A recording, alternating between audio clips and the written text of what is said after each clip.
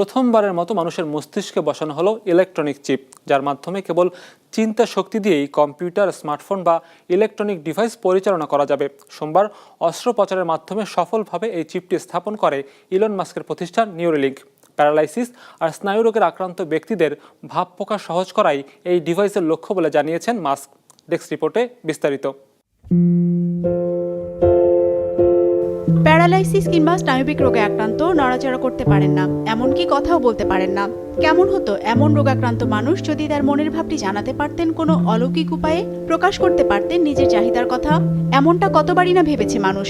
অবশেষে সেই ভাবনা বাস্তবে রূপ নিতে যাচ্ছে ইলন মাস্কের প্রতিষ্ঠান নিউরালিঙ্কের মাধ্যমে। সোমবার প্রথমবারের মতো মানব মস্তিষ্কে ব্রেইন চিপ স্থাপন করেছে নিউরালিঙ্ক। এক এক্স বার্তায় ইলন মাস্ক জানিয়েছেন, প্রাথমিকভাবে চিপটির মাধ্যমে আশাব্যঞ্জক নিউরোস্পাইক শনাক্ত করা গেছে এবং চিপ বসানো ব্যক্তি দ্রুত সুস্থ হয়ে উঠছেন।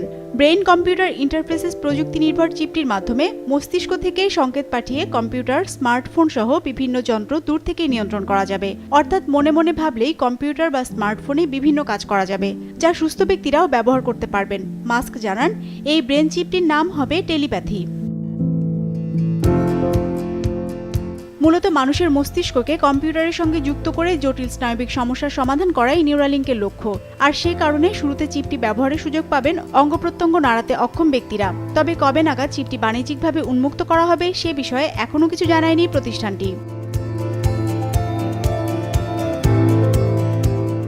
2023 সালের মে মাসে মানুষের মস্তিষ্কে পরীক্ষামূলকভাবে চিপ বসানোর অনুমতি দেয় যুক্তরাষ্ট্রের খাদ্য ও ওষুধ প্রশাসন।